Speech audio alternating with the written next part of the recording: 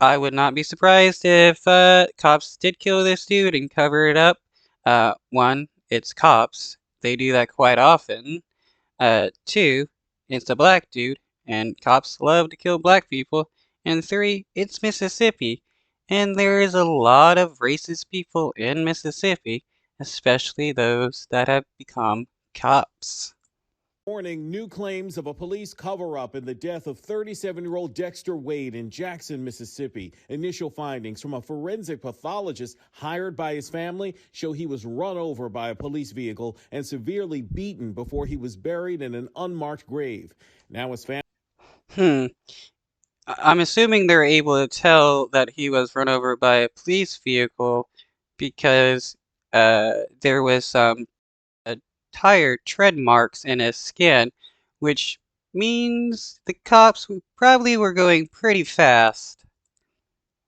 Family claims Wade's wallet with his ID was still in his front pocket, buried with him. To me, right now, I'm hoping I can get to some kind of answer to why it happened and what was the reason that it happened. Wade's mother spoke to ABC's Lindsay.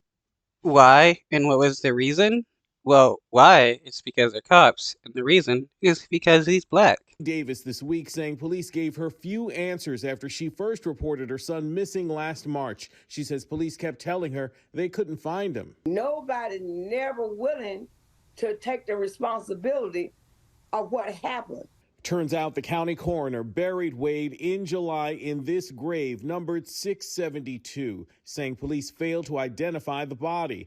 But just recently, Wade's body was exhumed, and his family says his ID was with him at the time of his death. The family's lawyer...